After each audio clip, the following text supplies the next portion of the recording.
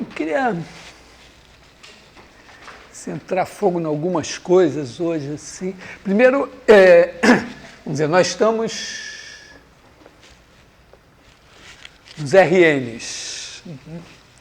Assim, como a gente não está trabalhando com muitos exemplos, acho que uma coisa para a gente ter presente é o sistema linear. Então, você tem aqui um sistema A1x1 mais A1n xn, AM1 x1 mais AMN xn, isso aqui igual a y1. Então, isso pode ser visto como uma transformação de Rn em Rm, né? Que a cada x associa seu y. Quer dizer, o x é x1, xn. Aqui você tem o x1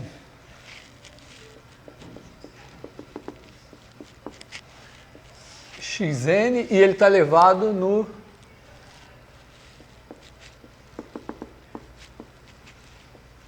y1, ym. E isso pode ser escrito da maneira matricial, colocando aqui a matriz A1, AM1, A1N, AMN, vezes isso, igual a isso. Isso aqui, lembrando, isso significa, né, x1 vezes A11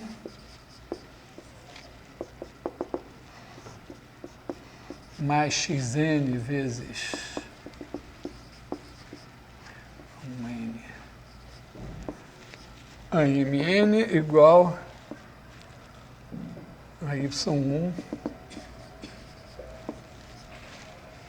ym. Quer dizer, você tem aqui os vetores coluna da matriz, né, e esse y aqui é uma combinação linear dessas colunas da matriz. Então, vamos dizer, a gente pode fixar aqui a imagem, né? A imagem de T, quer dizer, é igual ao conjunto dos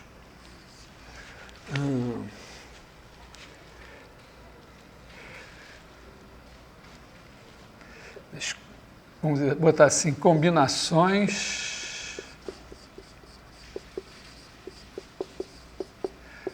lineares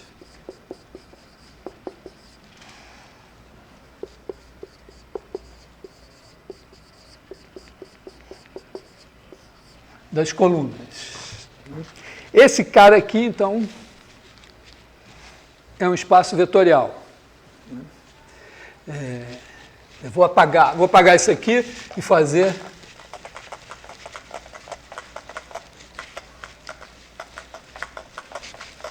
uma figura. Digamos que a gente aqui está pegando,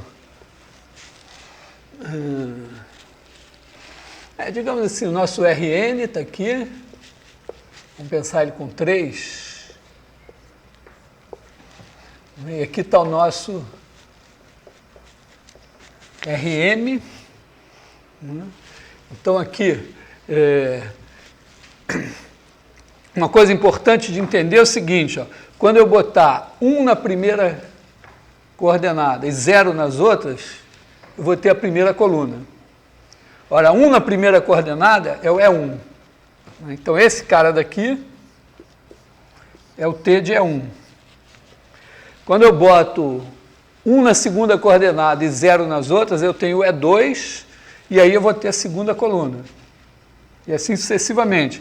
Quando eu tiver só 1 aqui e 0 nas outras, eu vou ter essa coluna aqui. Então, esse cara daqui é o T de EN.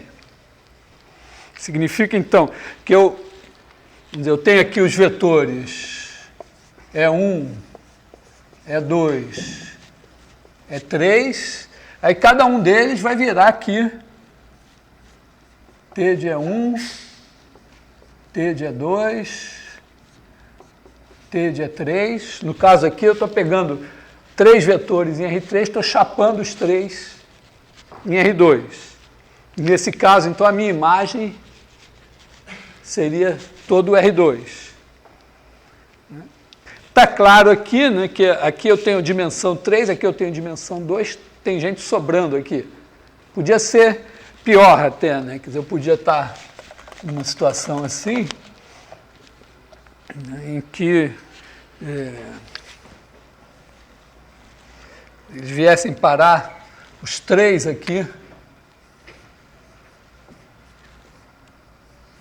digamos assim, T de E1 fosse esse, o T de E2 fosse esse aqui, o T de E3 fosse esse aqui, então a imagem seria um subespaço azul aqui. Então, vamos dizer, no primeiro caso que eu apaguei, a transformação seria sobrejetiva, ela ia cobrir todo o espaço aqui, mas não seria injetiva, porque eu estaria tendo vários caras sendo levados no mesmo. Aqui, eu nem cubro o espaço e nem a transformação é injetiva. Então, mais ou menos essa cara aqui. Então, esse espaço aqui, né, esse espaço aqui, a imagem, vamos chamar esse cara aqui de imagem de T, é esse espaço aqui. Esse é o espaço mais óbvio, assim, que aparece, né? Mas tem um outro subespaço interessante aqui, que é o seguinte, são os caras que são levados em zero. Aliás, eu acho que eu vou, antes disso, talvez definir o que é um subespaço de Rn, né? Porque eu até já falei nisso, mas um subespaço de Rn até agora apareceu para a gente como um espaço de combinações lineares de alguns vetores. Você dá 15 vetores em R4, faz as combinações lineares deles e tem um subespaço de R4. Como a gente já sabe que a dimensão de R4 é 4, 15 vetores não vai dar uma coisa de dimensão 15 em R4, pode no máximo dar dimensão 4. Ou aqui, por exemplo, 3 vetores em R2 poderia no máximo dar dimensão 2, mas pode até dar dimensão 1. Ou 0, se todos fossem 0. Bom, então,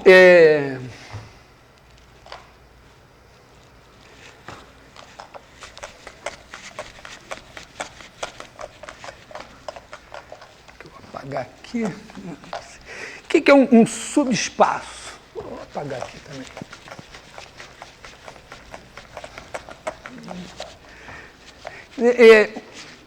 Uma definição bem simplesinha de um subespaço de Rn é o seguinte, é um conjunto de vetores de Rn tais que eu posso somar e multiplicar por escalar que eu não saio dali.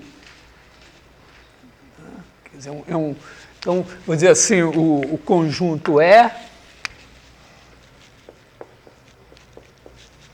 contido em Rn, quer dizer, é subespaço vetorial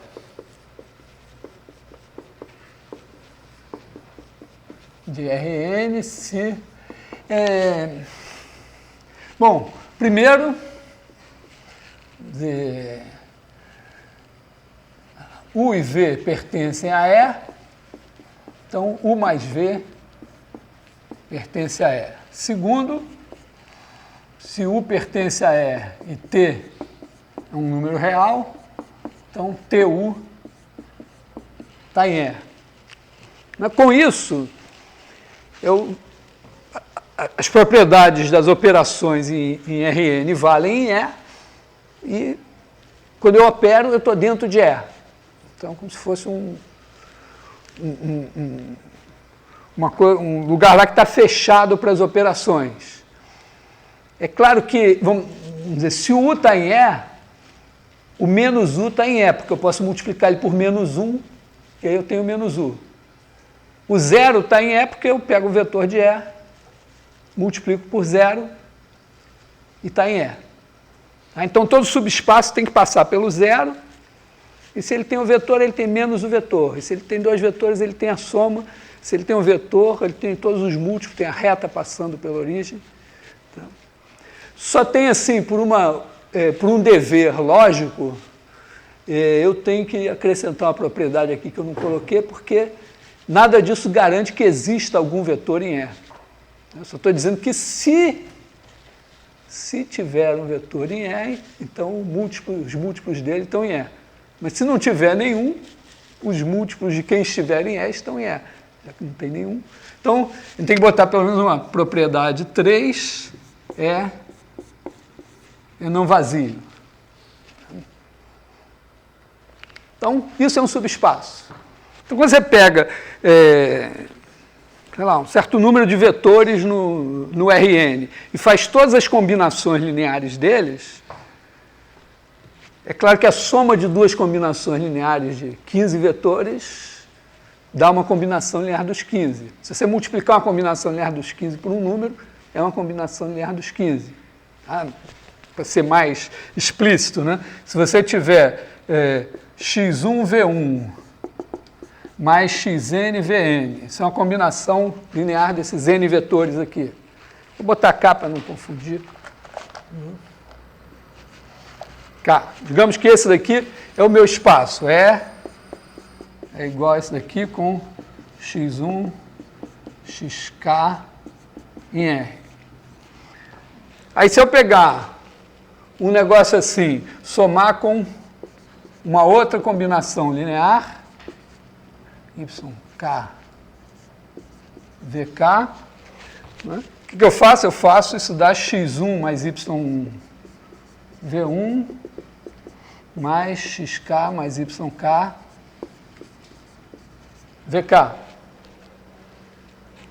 Então, somei uma combinação linear com outra combinação linear, tem uma combinação linear. Se eu multiplicar isso aqui por t, isso vai ser t y1 v1 mais t yk vk. Isso também é uma combinação linear.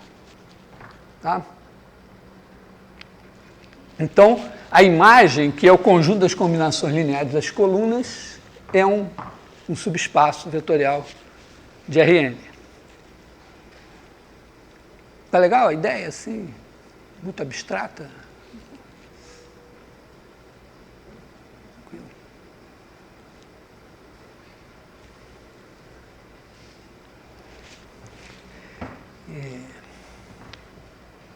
Bom, vou apresentar um outro subespaço, talvez menos evidente, que é um espaço que está aqui, ó, em algum lugar aqui,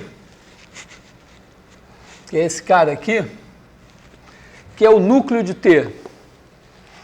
Núcleo de T.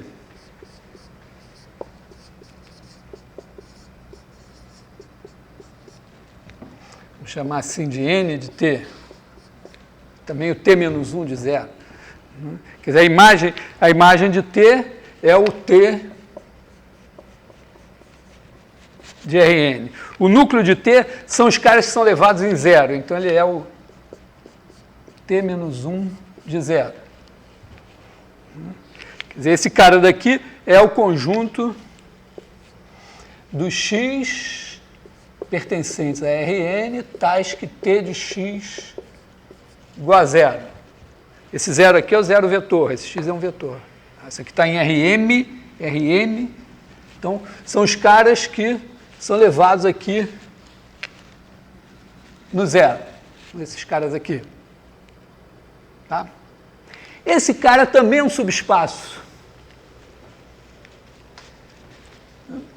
Porque, ó, primeiro de tudo, ele é não vazio, porque o zero é sempre levado em zero. Se você botar todos os x iguais a zero, vai dar zero. A segunda coisa, pela linearidade da transformação, a gente sabe, né? A gente sabe que T de U mais V é igual a T de U mais T de V, e que T de TU é igual a T de U. Sempre vale. Então, se U e V são levados em zero, quer dizer, se T de U é zero e T de V é zero, T de U mais V é T de U que é zero, mais T de V que é zero, Se T de U é zero, então T de TU é T vezes T de U, mas se isso é zero, T vezes ele é zero. Então, o núcleo é um subespaço aqui.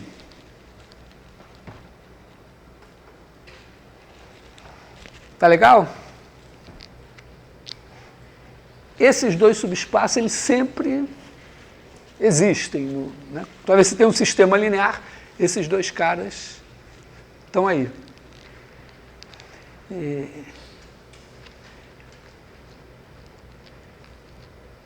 Então, eu queria um pouco falar da relação entre eles. Está todo mundo a bordo?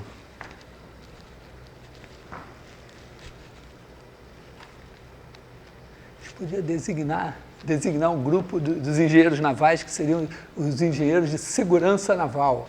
Podia ter essa especialidade também. Né? Então, encarregado, toda vez que alguém cair no mar, dizer, caiu no mar e tal. É o caso? Tem alguém? Não? Tá bom. Tem gente que prefere se afogar a reclamar. Aliás, eu aprendi que o cara que se afoga, que está se afogando, vocês precisam saber isso, o cara que está se afogando, ele não pede socorro, ele está tão preocupado, você tem que perceber que ele está se afogando. Oi. O núcleo são os caras daqui que são levados no zero. Ele não é um espaço evidente. Tá legal? Ele não é. Porque a imagem está ali, né? São as combinações. Tem os caras que geram a imagem, são as colunas da matriz, está claro. Mas o núcleo ele não é evidente, mas tem os caras que são levados em zero. Eu só estou observando isso, que se eu pegar um cara aqui, esse cara aqui, U, vai levado em zero, esse cara V vai levado em zero, se eu fizer U mais V, T de U é zero, T de V é zero, T de U mais V é T de U mais T de V. Então, 0 mais 0 é 0. Então, esse cara também vai em 0. Se eu pegar os múltiplos de U, se T de U é 0, T do múltiplo de U é o múltiplo de T de U, mas T de U é 0, o múltiplo dele é 0. Então, realmente, esse cara é um subespaço. Tá? Acho que eu vou até parar para entender um pouquinho ele. Assim, ter só uma noção de quem é esse cara. Posso pagar isso tudo aqui? Bom.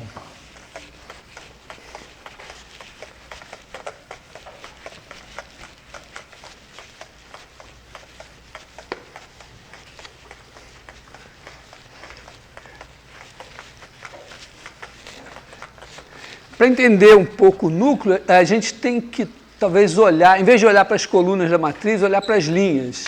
Quer dizer, você olha assim, ó, A1, A1N, AM1, AMN, vezes X1, XN, isso aqui dá um cara. Em vez de escrever daquela maneira, vamos escrever assim, ó, a primeira entrada daqui é essa linha daqui, vezes esse cara, esse produto escalar. Aqui é um vetor de Rn. Está meio escondido aqui na horizontal, mas é um vetor de Rn. Você faz o produto escalar por esse, você tem isso aqui. Então, a gente pode escrever isso assim, né, como sendo... faltou umzinho, né? A11, A1N, esse cara daqui. Vou botar assim, produto escalar por X1, XN.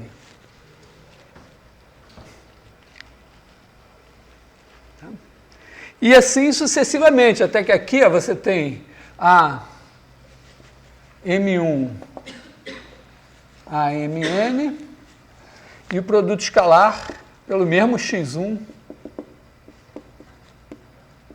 xn.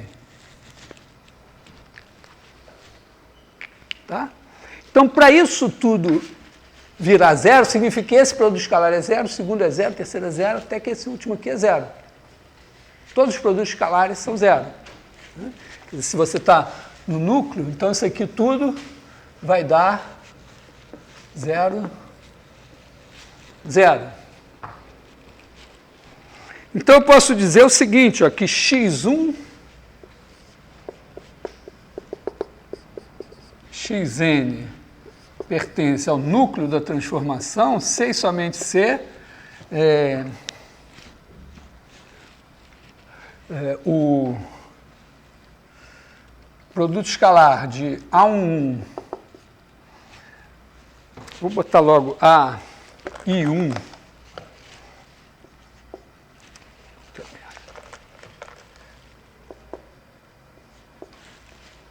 falei, puta merda, bem baixinho, mas o microfone deve ter pego, né? AIN, escalar x1, xn, igual a zero para todo i. Diga.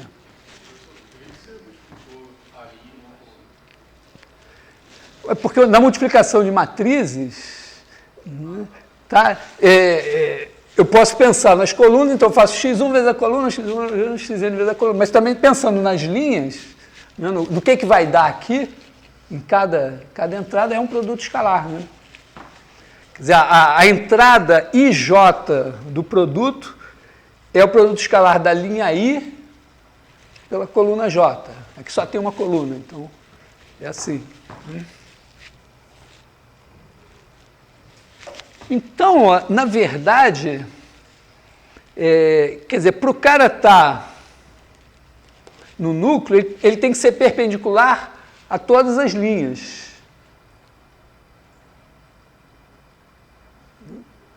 Quer dizer, eu posso dizer o seguinte, ó, que o núcleo de T é igual ao conjunto do X, tais que X é ortogonal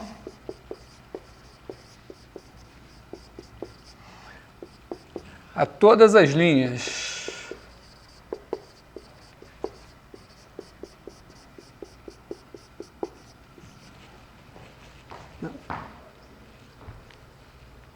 Interessante isso. Você tem as linhas aqui e o cara, para estar no núcleo, ele tem que ser perpendicular a todos esses caras. Então, na verdade, se ele é perpendicular a eles, ele é perpendicular a qualquer combinação linear deles. Quer dizer, eu posso pegar o espaço das linhas, né, e esse espaço das linhas é o espaço ortogonal ao núcleo. Quer dizer, isso aqui significa o quê? Que, na verdade, vamos dizer, o núcleo de T é o espaço ortogonal ao gerado pelas linhas.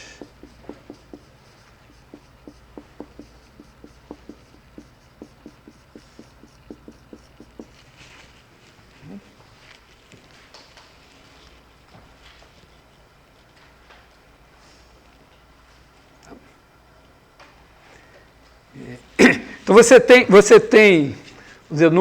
você tem o Rn, que é o domínio, e o Rm do lado de lá.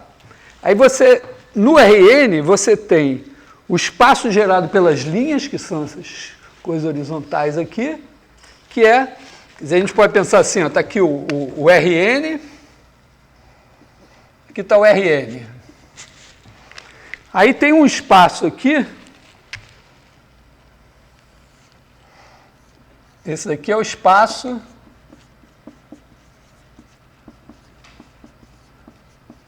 das linhas. Todas essas linhas, faço as combinações lineares, tem esse espaço azul aqui. Claro que, imagina que você está em R milhões, o espaço das linhas pode ter, sei lá, centenas de milhares, milhões também, sei lá quantos, né? Mas é um espaço de uma dimensão grande, mas possa representar assim. E aí, ortogonal a ele, vou botar vermelho, né, para manter. Ortogonal a ele aqui, está o núcleo.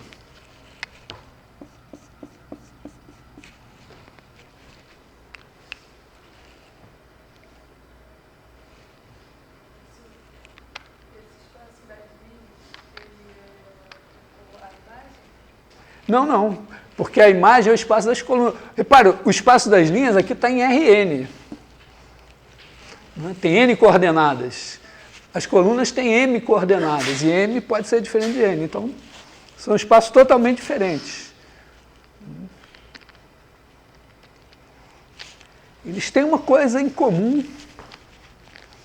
que é um dos nossos objetivos hoje, é ver o que eles têm em comum, a imagem e esse cara azul aqui.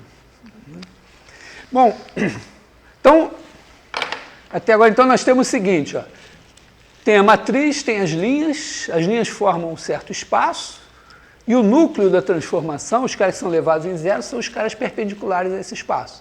Então eu pintei o espaço das linhas de azul, e o núcleo está aqui em vermelho, é perpendicular. Bom, não é muito difícil imaginar uma coisa, né? Aqui é o Rn. Todo mundo... Bom, o único cara que pode estar nos dois é o zero. Porque o único cara que vai ser perpendicular a ele mesmo, para estar nos dois, ele tem que ser perpendicular a ele mesmo. Para ser perpendicular a ele mesmo, só o zero.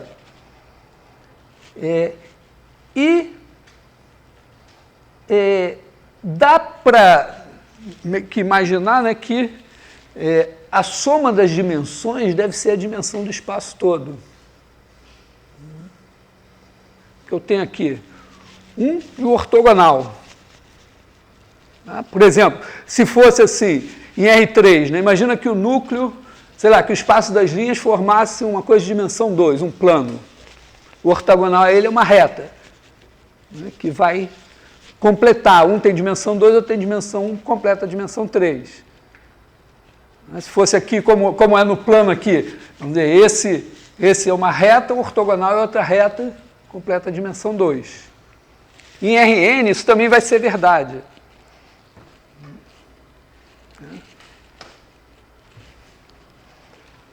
Por enquanto, está clara essa ideia aqui de que tem a matriz, tem as linhas, o espaço das linhas são as combinações lineares das linhas, estão em Rn, porque todo mundo tem dimensão n.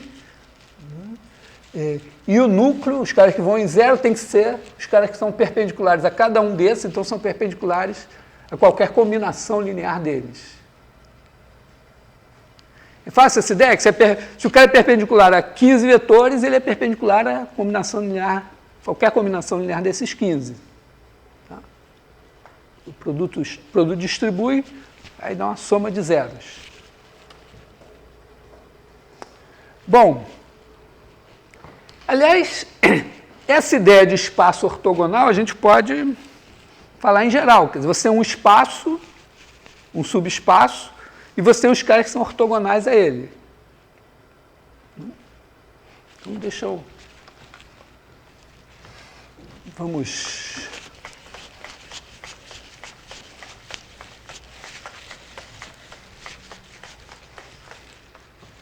Aí, ó, perguntar se... Mesmo que seja aquela coisa assim, peraí, professor, o que era mesmo produto escalar? Então, não tem problema.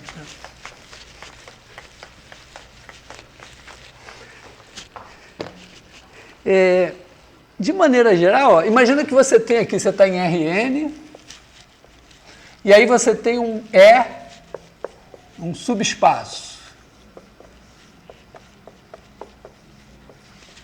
A primeira coisa é que ele está em Rn, ele é um subespaço, ele tem uma base. Porque, olha só, você tem aqui o Rn. Por que toda base de Rn tem n elementos? Porque a gente tem uma base de Rn que tem n elementos, que é o E1, é n. Está claro, né? Que se você pegar um x1, xn, ele é igual a x1 vezes 1, 0, 0, mais etc., mais xn vezes 0, 0, 1. E não tem duas maneiras de escrever esse cara como combinação linear desses caras aqui, só tem uma. Então, todo elemento de Rn se escreve de maneira única como combinação desses n, então esses caras são uma base. Portanto, o lema fundamental, pelo teorema da base, né, da dimensão, toda base de Rn tem n elementos. Se você pegar um subespaço, ele é não vazio, ele tem um vetor. Bom, pode ser que só tenha o zero. Só tem o zero, acabou, mas não tem muita graça esse subespaço. O zero é dito de dimensão zero, tem uma discussão meio lógica sobre isso, que eu não vou gastar aqui. Mas imagina que ele tem um vetor não nulo. Então, ou é gerado por esse vetor, é uma reta, ou tem um outro que não está na reta.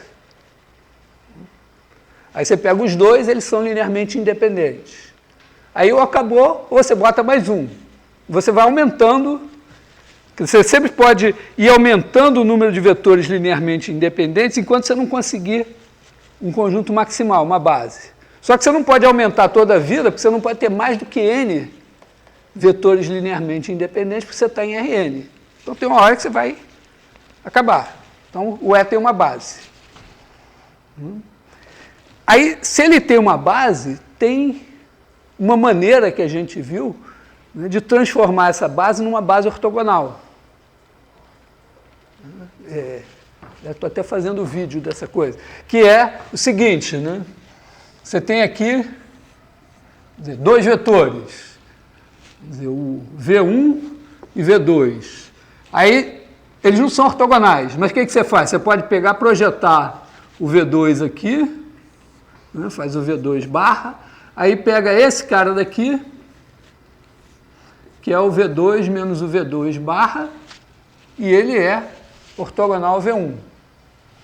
Como o V2 não é múltiplo do V1, ele é não nulo. Aí você pegou dois ortogonais. Depois, se você tem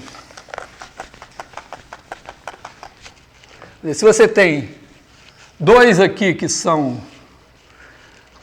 ortogonais, o 1 e o 2, ortogonais aqui, gerando esse espaço aqui. Aí você tem, digamos, um outro cara aqui, um V3 aqui, que não está nesse espaço. Aí o que você faz? Projeta o V3 aqui e obtém o V3 barra. Esse está nesse espaço. Aí você pega esse cara daqui, e esse cara é ortogonal ao espaço, chama ele de U3.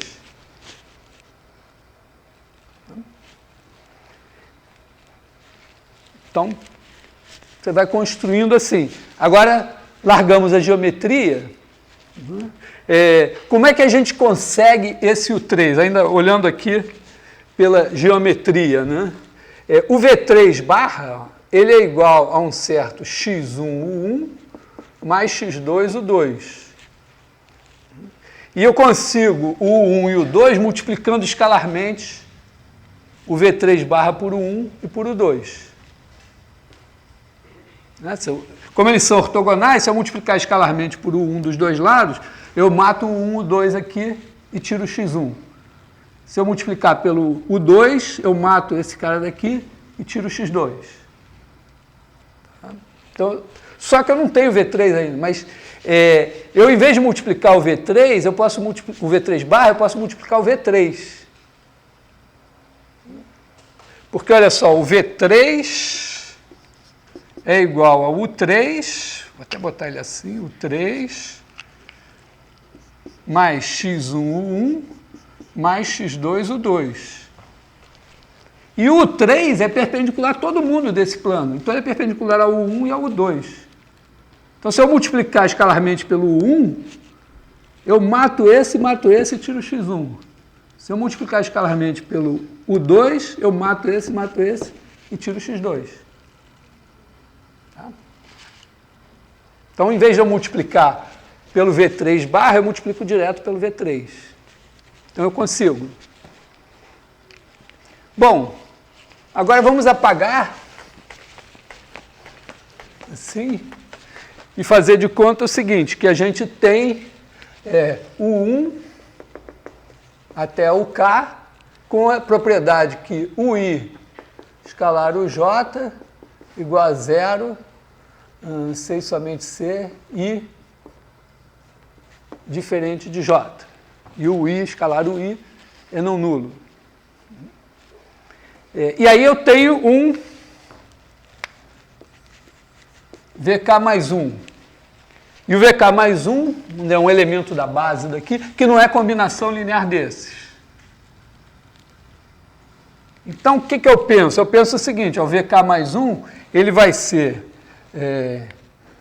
x1 mais xk o K, mais um certo cara, vamos dizer assim, que eu vou chamar de o K mais 1. O que está na minha cabeça? Esses caras estão no meu espaço, gerado por esses, e esse é perpendicular. Então, eu quero que esses aqui geram um espaço índice K, e esse daqui é ortogonal a esse índice K.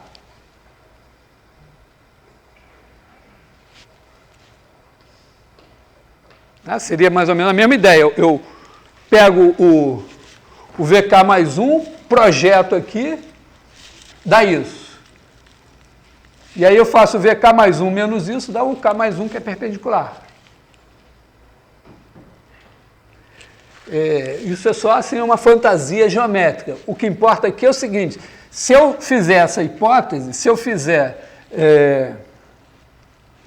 para eu saber quem são esses caras daqui, porque isso vai me dar o quê? Isso vai me dizer que o meu UK mais 1, o K mais 1 é VK mais 1, menos esses caras daqui, né? Vamos chamar esse aqui de VK mais 1 barra.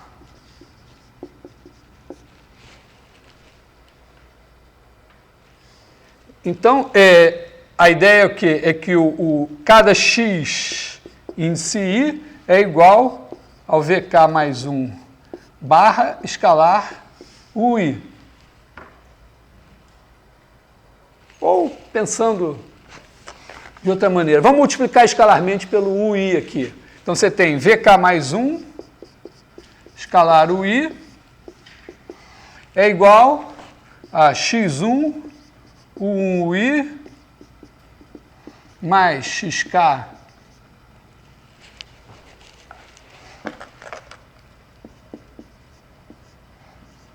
o KUI e mais o K mais 1 UI. Bom, primeira coisa, o K mais 1 é perpendicular a todo mundo aqui, então é perpendicular a esse aqui. Então, esse aqui, 0. E esses caras supostamente são ortogonais, então tudo aqui é 0 menos o I escalar o I. Então, o resultado disso daqui, na verdade, é VK mais 1 UI, deixar assim, é igual a xi UI. E aí eu tenho o xi do cara aqui. Então, vamos dizer, eu tenho que esse cara daqui vamos dizer, é dado por essa fórmula daqui, né? Xi igual a VK mais 1 UI dividido por UI.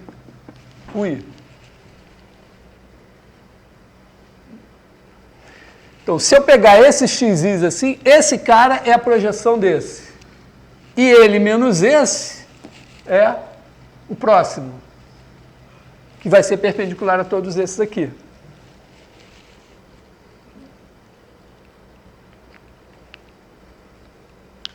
Tá estranho?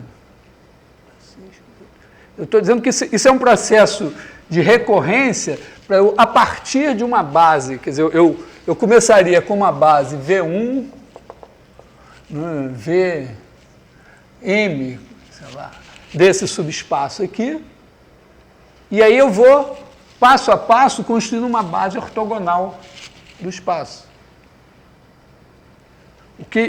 Para que eu preciso disso? Eu preciso para o seguinte, eu tenho um espaço, ele tem uma base. Essa eu sei que tem. Mas eu preciso de uma base ortogonal para eu poder projetar alguém ali em cima. Para eu poder fazer isso.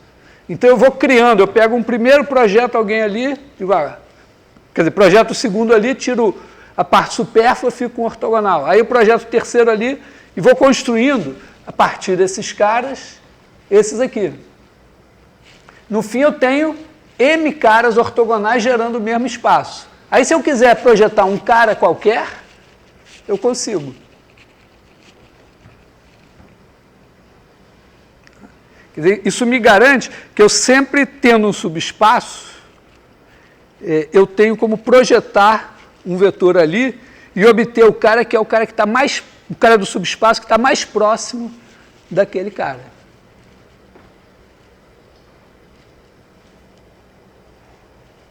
Legal. O que eu estou dizendo é o seguinte, então, que existe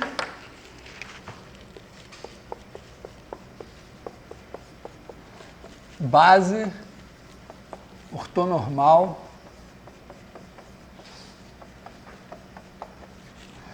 de E.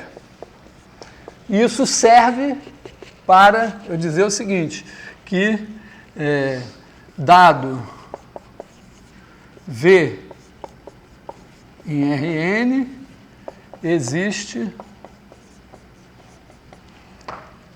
V barra projeção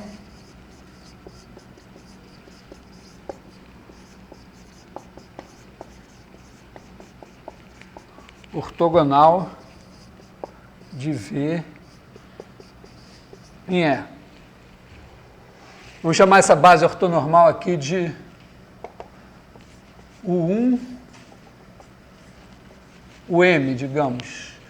Eu vou botar esse M para não confundir com esse K aqui, porque aqui ainda não terminou, está no meio do caminho para chegar nas M's. Tá? Então, eu tenho esse espaço aqui, ele tem dimensão M, e aí eu consigo uma base ortonormal. Essa projeção que eu estou dizendo é a seguinte, né? É que o V barra é igual a x1U1 mais xm UM. Isso com certeza por quê? Porque isso é uma base de E. Se esse cara está em E, ele é uma combinação desses daqui. Mas pela conta que eu fiz, o x índice I é simplesmente V escalar UI dividido por UI escalar UI.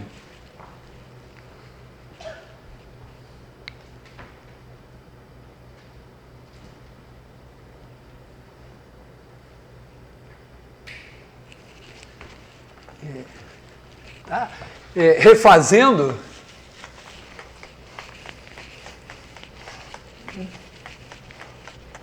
a situação é a seguinte, está aqui o meu espaço E,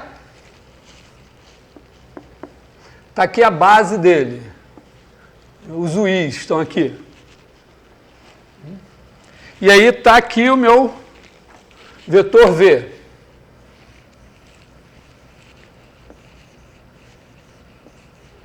V, está aqui.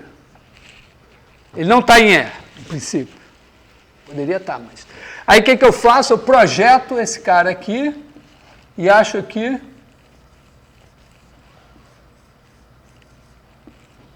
o V barra. O que caracteriza o V barra? Caracteriza o seguinte, a diferença V menos V barra é esse W aqui, que é perpendicular ao espaço. Tá? Então, V é igual a V barra mais W.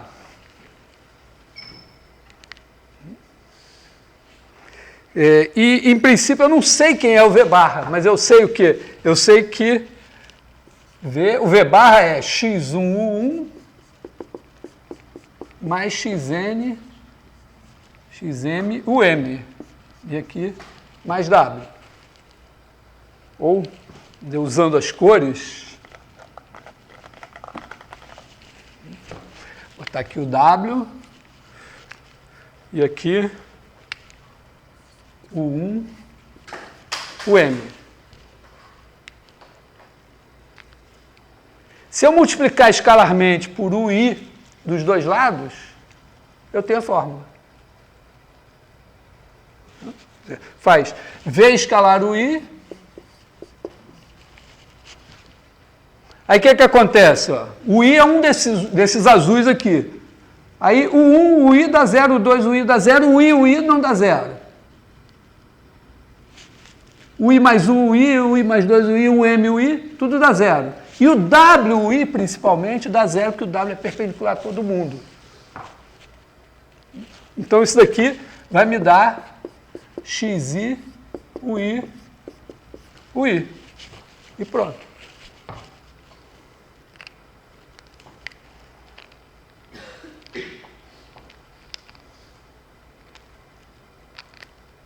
Tá legal?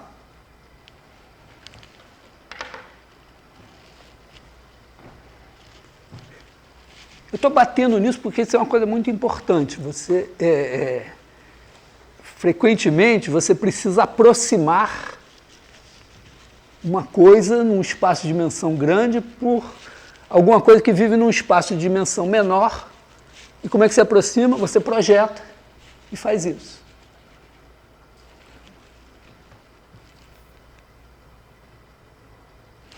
Aproximar significa jogar fora informação. Bom, já que você vai jogar fora, vamos jogar fora da melhor maneira possível, que é jogando fora o menor vetor possível aqui. Tá claro que esse W, né, é o menor, qualquer vetor daqui desse espaço dista desse ponto mais do que o tamanho de W. Então a melhor escolha é esse aqui.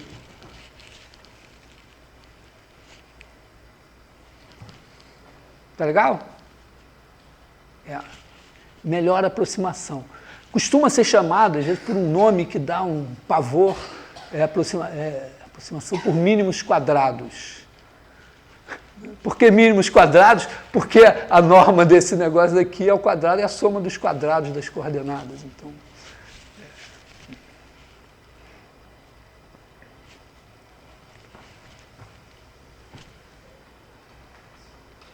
tá legal? Sabemos projetar, entendemos a ideia de projetar? É a mesma ideia de projetar um ponto ortogonalmente num plano. Só que você pode apagar a figura e fazer essa conta aqui.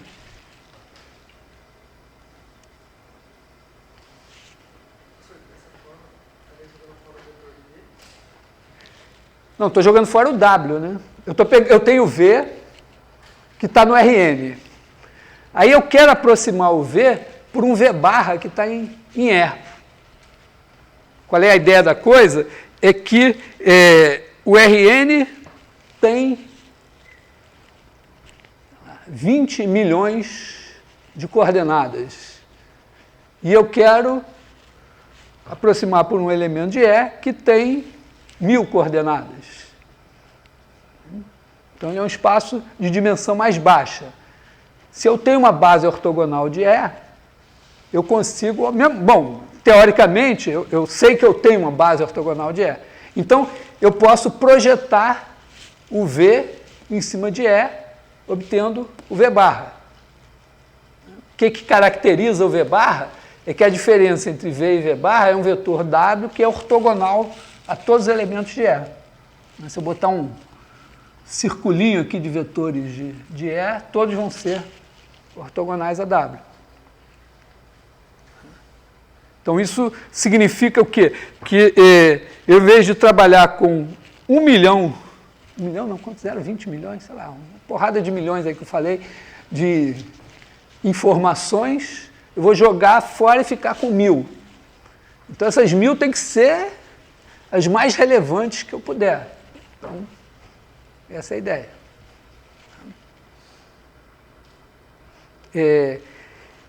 É claro que isso, uma vez escolhido o espaço E, é claro que se eu tivesse, vamos dizer, se eu tivesse um espaço E que passasse aqui mais pertinho do V, a aproximação ia ser melhor, mas, bom, depende um pouco. A escolha do E pode ser importante. É claro que também, se o E passasse pelo V, ele ia cair em cima dele e ia ser ele mesmo, mas nem sempre é assim que funciona, né?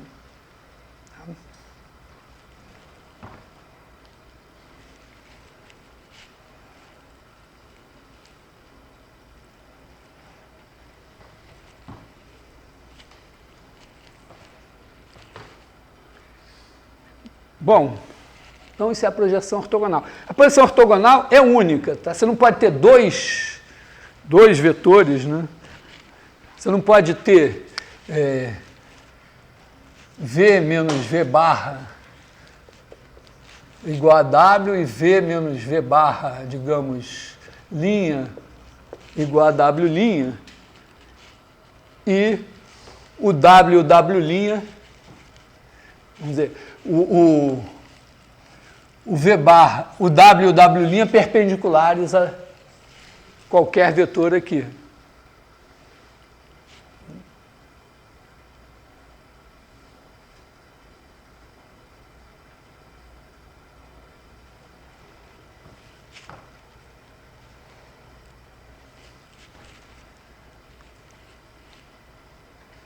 Basicamente, isso aqui não pode acontecer pelo seguinte, ó, você estaria aqui no E,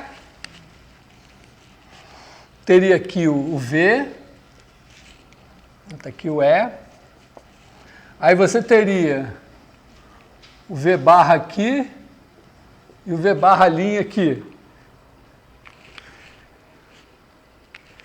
E aí você teria aqui o W,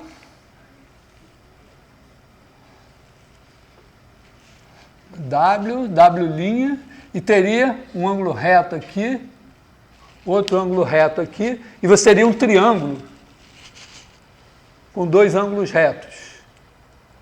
Quando você faz um triângulo com dois ângulos retos, o terceiro lado zera.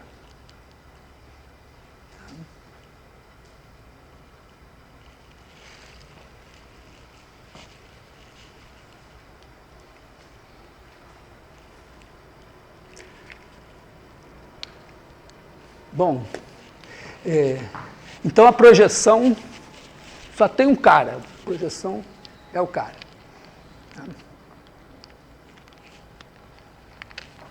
Isso pode ser feito uma demonstração com outra conta, eu já fiz na aula passada, né? Não é difícil. Bom, então todo cara tem uma projeção. Isso também vai ter como consequência o seguinte, que o espaço tem um espaço que são os caras que são ortogonais a todos os elementos de E. São esses Ws assim.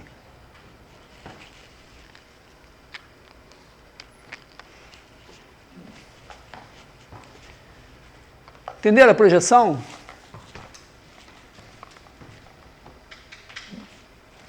Bom, então vou apagar aqui. Onde que eu apago? Vou apagar aqui mesmo.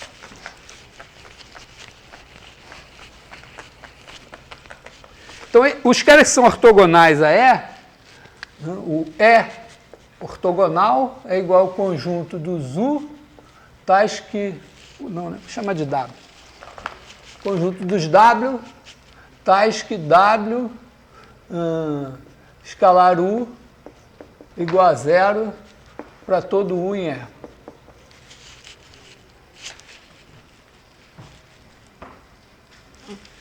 E. Particularmente, nós estamos interessados no quê? A gente tem o espaço das linhas da matriz e o espaço ortogonal a ele é o núcleo da transformação. Mas eu só quero observar o seguinte, é que eu tenho aqui o E, tenho aqui o E ortogonal, e se eu pegar um vetor V, qualquer aqui, esse V tem uma projeção aqui, que é o, digamos, V, vou chamar de VE aqui. Como esse cara é a projeção, esse cara aqui, V menos VE, ele está aqui, porque ele é perpendicular a todo mundo aqui, que a gente acabou de ver. Então, esse cara aqui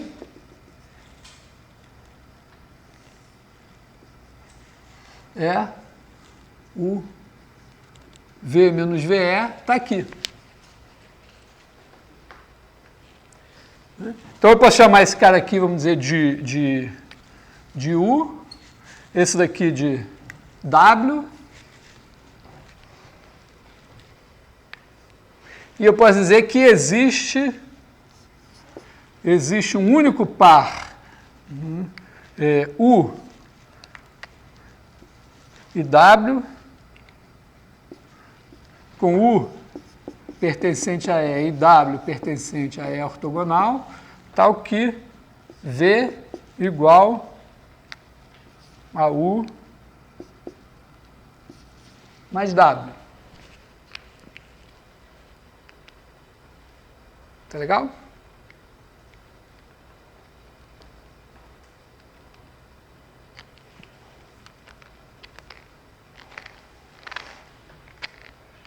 Isso tem uma implicação simples, assim, mas era o que eu tinha dito no começo, é o seguinte, ó, se eu pegar uma base de E e uma base de E ortogonal, eu tenho uma base do espaço.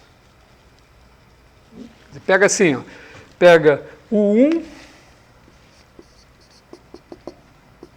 o M, base de E.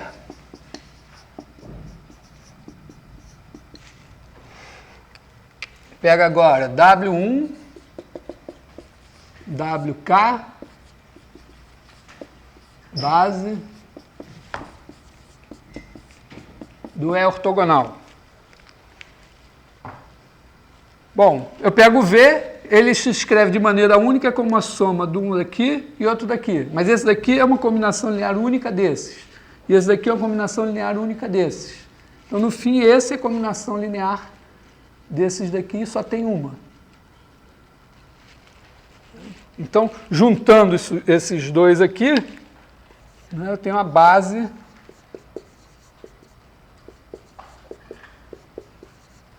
de Rn. Significa assim, que a dimensão do espaço mais a dimensão do ortogonal é a dimensão do Rn, é N. É meio, talvez meio, a gente tem que se acostumar um pouco com isso, mas em R7 você tem um espaço de dimensão 4 e o perpendicular a ele tem dimensão 3. Essa é a moral da história. Pelo menos é fácil de decorar, né? Dá para acreditar também, eu acho. É meio esquisito assim. Em R4, por exemplo, você pega um espaço de dimensão 2, que é um plano, e aí tem o plano perpendicular a ele, que também tem dimensão 2, e os dois formam um R4. O que é esquisito é pensar o seguinte, que esses dois planos, a interseção deles é um ponto só. Não é porque um espaço e o seu ortogonal só se interceptam no zero. Porque o cara que está nos dois tem que ser perpendicular a ele mesmo. Então, em R3, quando você pega dois planos, a interseção é uma reta, por quê? Porque um tem dimensão 2, outro tem dimensão 2, se 2 mais 2 é 4, não cabe em R3. Se eles não, sei lá, não se interceptarem, não derem um jeito de se arrumar. Mas em R4 não, tem duas dimensões aqui, duas aqui, e a interseção é um ponto só.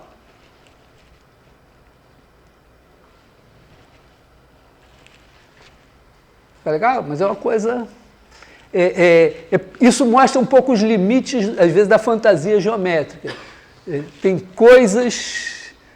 A gente vai fantasiando, leva as coisas do R2, do R3 para Rn, mas, de vez em quando, tem que se tocar que a gente pode estar levando a fantasia...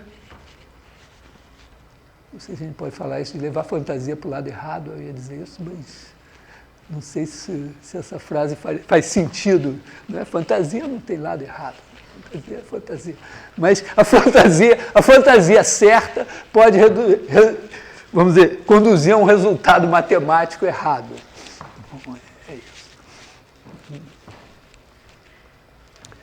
Bom, então, vamos voltar à nossa matriz lá. Que horas são? 4h20.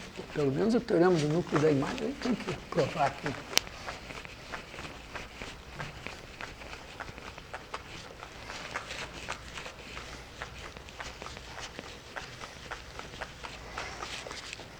Então, estamos lá com a nossa matriz. Aí tem aqui as linhas da matriz. E igual espaço das linhas. N é igual ao ortogonal do E.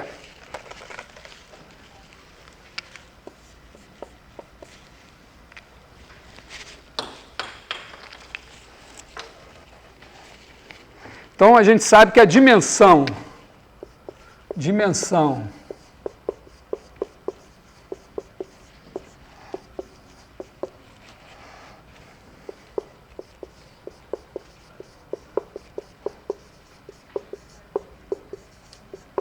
é a dimensão do N mais a dimensão do E. Isso daqui é igual a N. Aqui são N linhas e M colunas. Então, o espaço das linhas está em Rn, o núcleo está em Rn, N é a dimensão do meu espaço. Bom, agora tem uma outra coisa interessante, que é o seguinte, está aqui o meu Rn,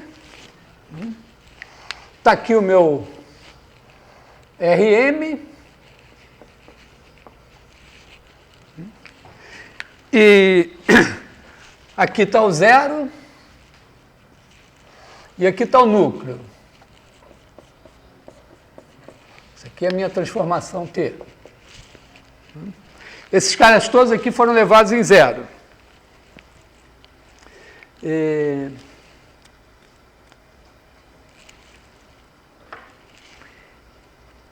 Imagina que eu pegue aqui um camarada na imagem aqui. Digamos que eu pegue vamos fazer o seguinte. Vamos pegar o E, que é perpendicular ao N. Então, é essa reta aqui assim, né? É essa reta perpendicular ao N. Talvez vou fazer o desenho aqui mais bidimensional para ficar mais facilzinho aqui. Está aqui o N. Ele foi visto assim de maneira que ele parece uma reta. E está aqui o E, que é perpendicular a ele.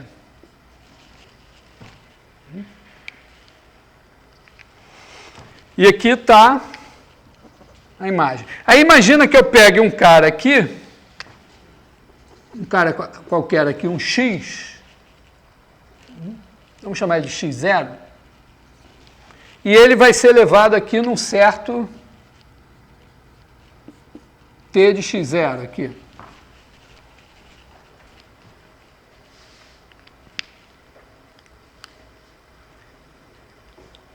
Será que tem outros caras que são levados no T de X0? Não sei se vocês conseguem ver, Mas eu vejo o seguinte, ó, se eu pegar um cara aqui,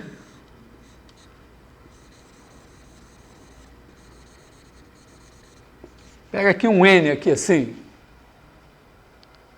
aí pega esse N e bota aqui,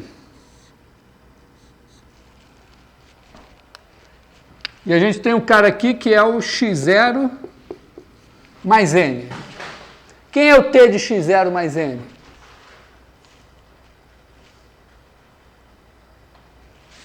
T de x0 mais N é alguém aqui. Mas T de x0 mais N é T de x0 mais T de N. Só que o N está aqui no núcleo. O T de N é 0. Esse aqui é 0.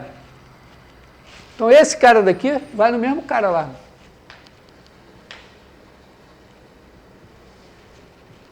Na verdade, né? Então, se eu pegar qualquer cara desse plano que eu somar com x0, se eu somar esses caras desse plano com x0, eu tenho um plano aqui, que eu vou representar assim, né? É o plano perpendicular ao N. Todo mundo daqui vai no mesmo cara aqui.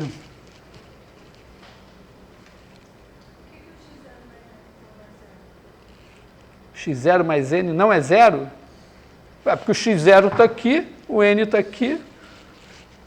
O meu desenho não é 0. Mas não, porque o x0 mais N ele não vai em 0, ele vai aqui. Se ele fosse aqui, ele teria que estar aqui, mas o N está aqui, eu desloquei ele para cá, então obtive esse cara, ele está fora do núcleo, mas ele é levado no mesmo cara aqui. Eu estou dizendo que essa, na verdade, olha o que eu estou vendo aqui, que eu tenho o núcleo, aí quando eu somo a ele um vetor, eu tenho um paralelo aqui. Todo esse paralelo vai no mesmo ponto. Então, na verdade, ó, eu fatio aqui assim,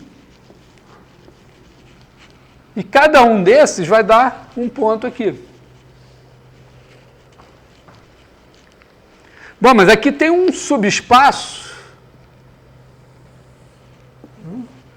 que é a imagem de T. Agora, aqui nesse E, cada elemento de E, não tem dois elementos de E que possam ir no mesmo lá. Porque se eles fossem no mesmo, a diferença entre eles tinha que estar no núcleo. E ele é perpendicular ao núcleo.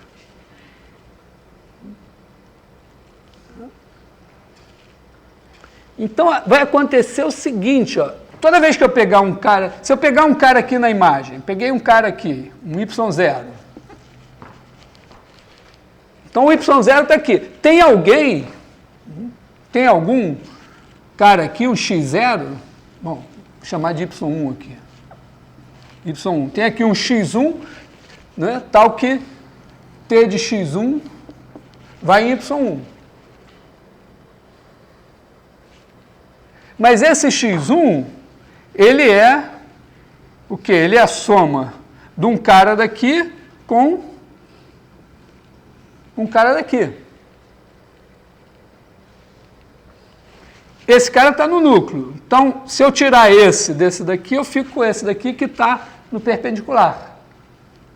E esse cara vai no mesmo cara lá. Quer dizer, esse daqui também vai aqui. Porque, na verdade, qualquer cara que eu pegue aqui, se eu pegar e somar com ele esse plano, eu tenho um plano paralelo aqui, e esse plano todo vai no mesmo lugar. Porque dois caras aqui, ó, se eu pegar x1' aqui, a diferença entre eles é um cara que está aqui. Então, vai em 0, então eles vão no mesmo. Então, o que acontece é o seguinte, ó, esse cara daqui, todo cara da imagem é a imagem de alguém daqui. E dois caras daqui não podem ir no mesmo lá. Então, aqui eu tenho uma bijeção.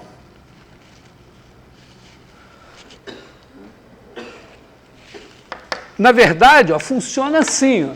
Digamos aqui, esse espaço aqui tem dimensão 3. Ele está sendo levado num espaço de dimensão 1. O que acontece? Eu estou comprimindo espaços de dimensão 2 para transformar isso numa coisa de dimensão 1. E aí, essa coisa, qualquer coisa de dimensão 1 transversal aqui vai ser levado objetivamente aqui. E quando eu levo objetivamente, a dimensão desse é igual à dimensão desse. Esse é um subespaço, esse é um subespaço. Quando você leva objetivamente, você leva base em base. Então, toda base daqui vai ser levada numa base daqui. Então, se esse tem dimensão K, esse tem dimensão K. Então, o que eu estou dizendo aqui, ó, é alguma outra coisa sobre a dimensão. É que a dimensão de E, essa dimensão de E aqui, que é o perpendicular ao núcleo, é igual à dimensão da imagem de T.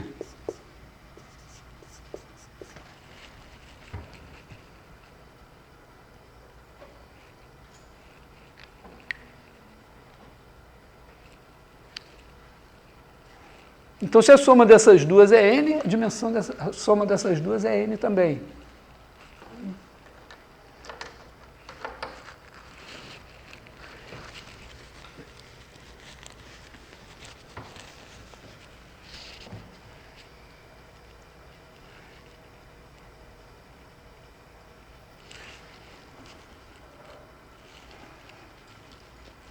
Mas, está claro isso que eu estou dizendo aqui?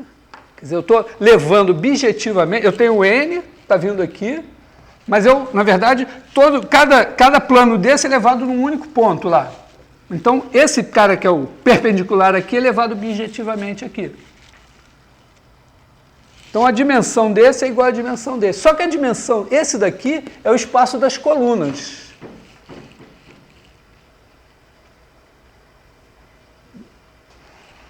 Quer dizer, esse daqui, né? Então vamos, deixa eu tirar essa parte daqui. Ó. Eu estou dizendo o seguinte, ó, a dimensão do espaço das linhas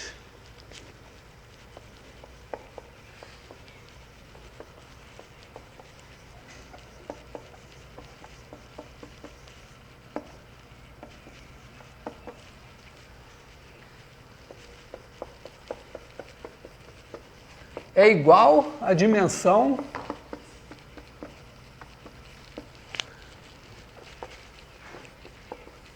do espaço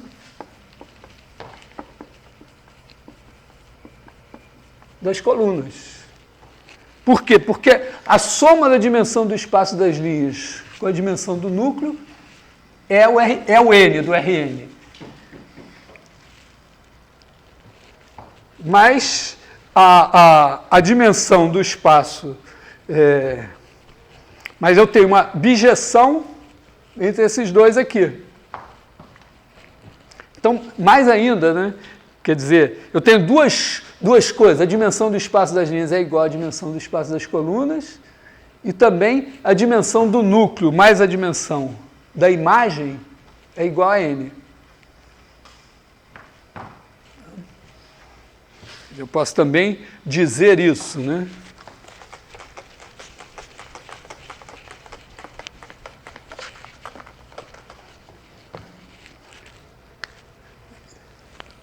A dimensão do núcleo mais a dimensão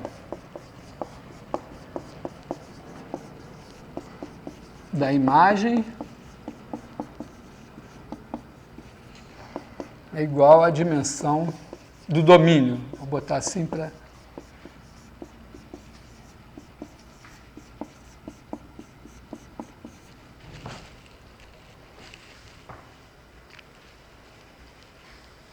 Tá?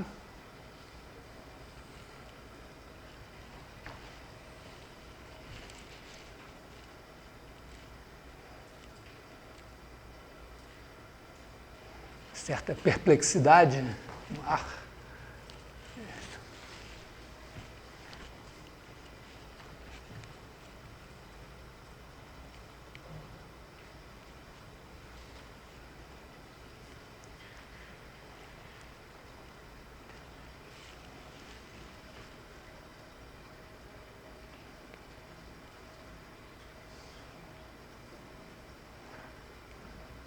Até agora, os únicos caras que estão me olhando, os caras que estão entendendo, são os caras da matemática aplicada que vieram aqui de penetra.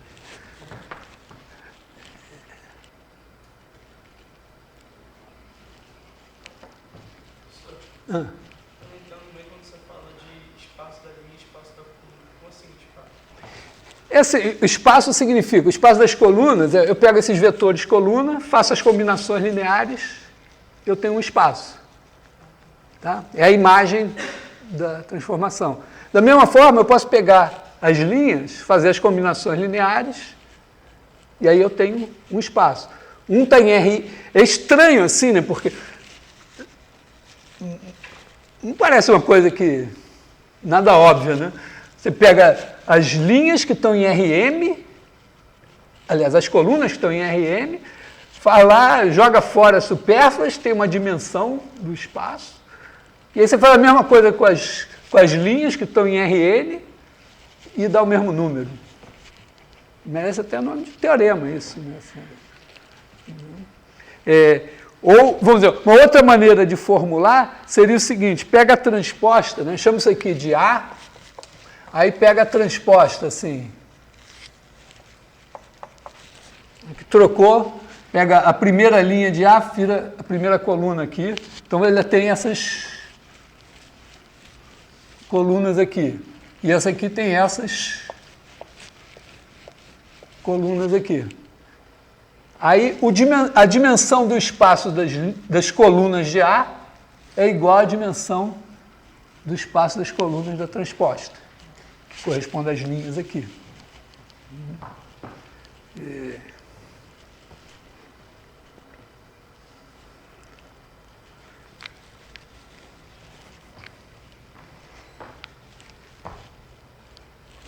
Ok? Que horas são? 36. Hã? 36? Pô, mas não era 4h20 agora? Eu só levei 15 minutos para fazer isso. Foi meio rápido, né? Rápido? Vocês podem ir. Por favor, façam uma pergunta, senão eu vou ter que ensinar mais alguma coisa, porque estamos aqui gastando dinheiro público, precisamos produzir. Então pode fazer uma revisão. Hã? Não, revisão é terça que vem. Revisão é terça que vem, depois que você estudar. Fazer revisão, sim.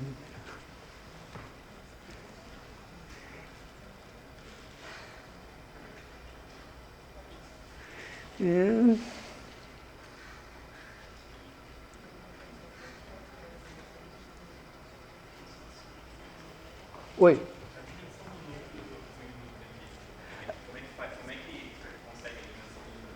Como é que consegue a dimensão do núcleo? Ela não é... Você nem tem um conjunto de geradores do núcleo na mão, né?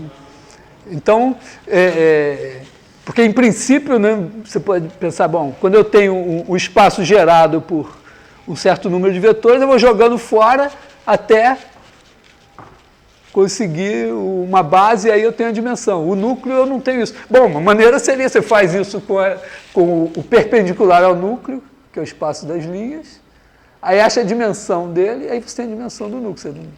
Você não vai ter uma base do núcleo, mas você tem pelo menos a dimensão dele, né?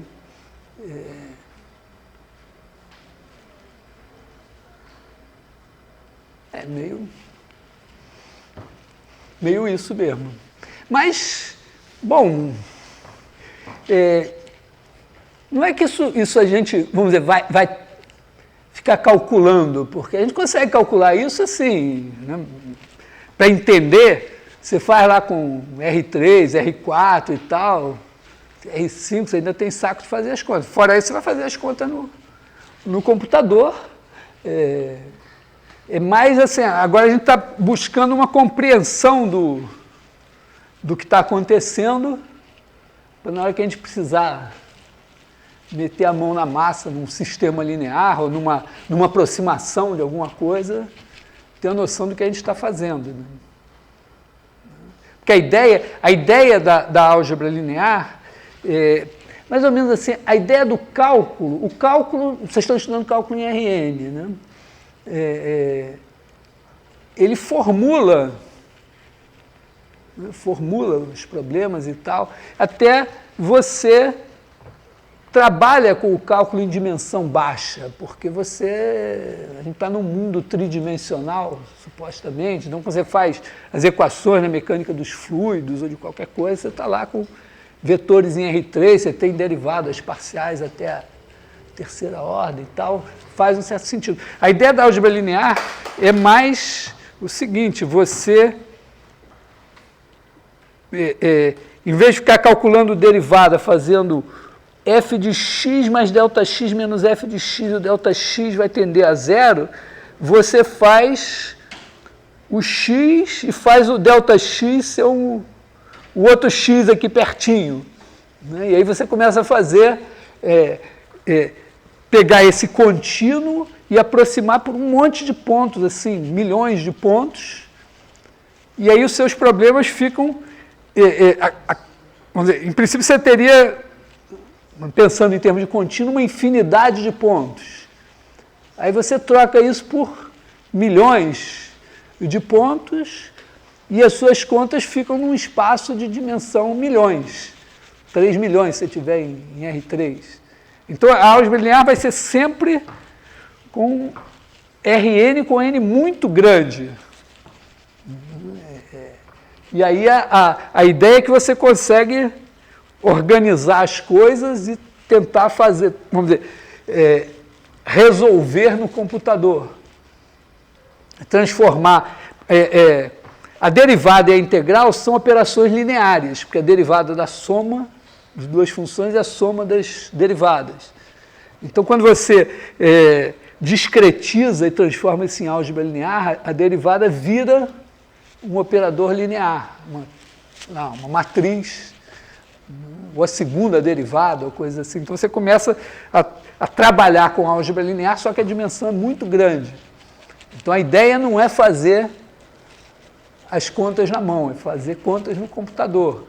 E, eventualmente, a dimensão é tão grande que, mesmo no computador, as contas começam a ficar delicadas. Então, essa ideia de reduzir a dimensão para 2 e 3 é para ter uma certa visão geométrica da coisa. Deixa eu fazer um comentáriozinho ainda de uma questão importante de resolver sistemas lineares. Só.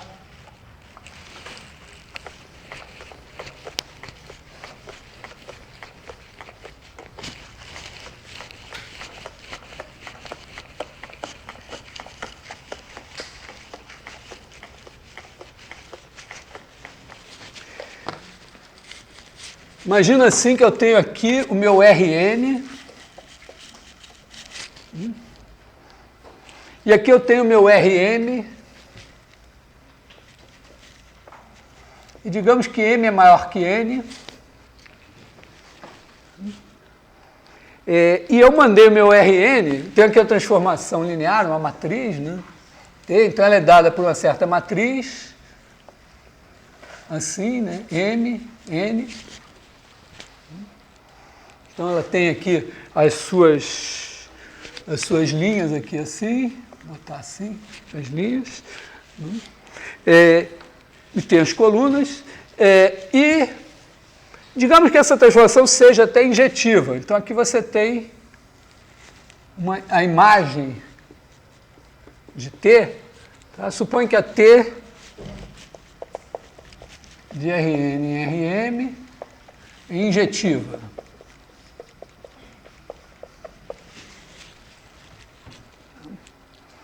Então, você tem isso aqui. Como M é maior que N, bom, aqui você conseguiu uma coisa de dimensão N, mas não cobre tudo. Então, imagina que você tem aqui um certo Y, que está aqui, que não está na imagem. Bom, você está tentando resolver T de x igual a y, quer dizer, o sistema. Você multiplica a matriz por x e quer igual a y. Claro que é impossível. Certamente é impossível. Mas o melhor talvez que você possa fazer seja projetar aqui, né? Fazer aqui um W e obter aqui um Y0. Então, Y menos Y0 tem que ser perpendicular à imagem de T.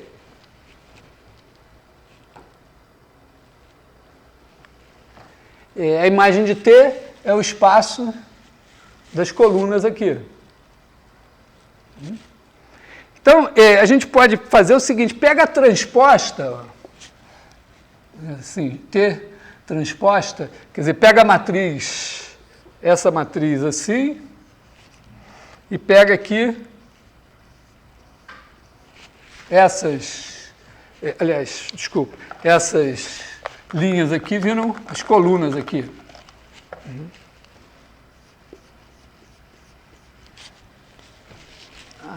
Então, essa daqui é a matriz A, essa aqui é a A transposta.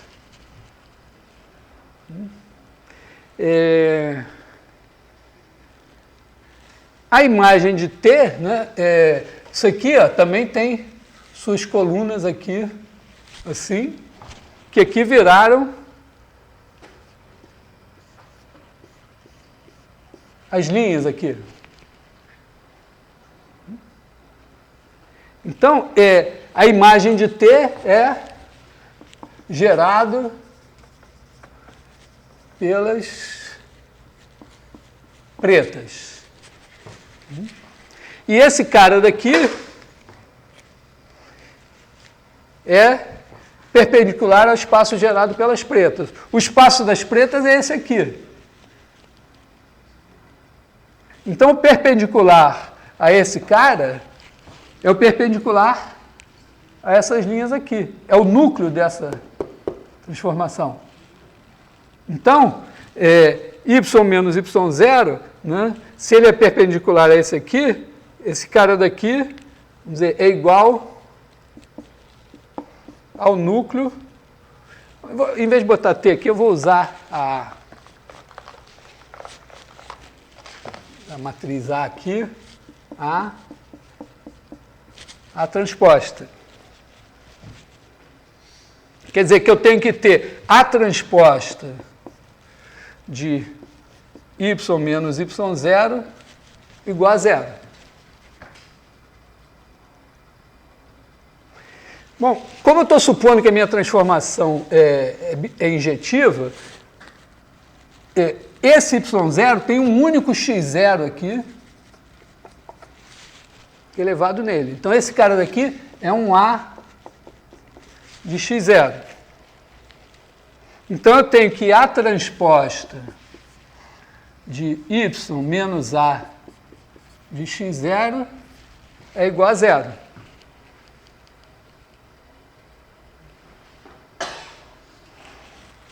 Multiplicando, eu vou ter o seguinte, A transposta aplicado em y é igual a A transposta A em x0.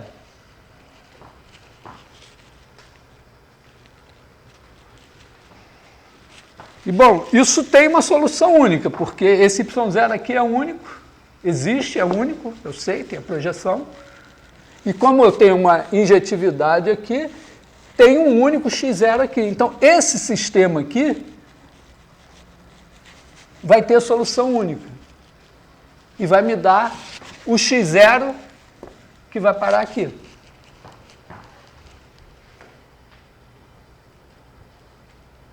Perceberam? Sim.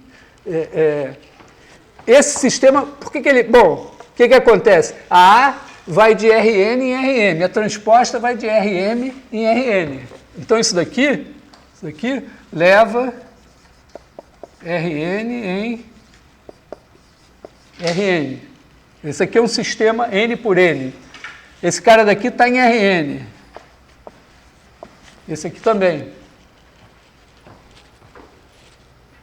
Então, repara que era um problema, vamos dizer, era um problema sem solução, né? Achar um cara aqui levado em Y, um cara aqui que vai no Y, mas tem uma melhor solução aproximada, que é achar o cara que vai nesse Y0, e essa melhor solução aproximada é a solução no sistema linear que eu sei formular. Então, também é uma coisa interessante, que é consequência simples dessa ideia de projeção aqui e das coisas que a gente acaba de ver. Acho que também chama mínimos quadrados. Sei lá. É isso, está aqui, tem um cara, né, tem aqui, não tem solução, essa é a solução, é o cara mais próximo que eu posso achar, eu tenho que procurar o x0 que vai lá, faça a conta, é esse sistema que tem que resolver. Se não fosse injetiva, ia ter infinitos caras aqui que vão nesse. Qualquer solução, aí você, sei lá, poderia ter algum critério para dizer, bom, qual é o melhor desses caras aí? Acha algum e vê o melhor. Mas é isso.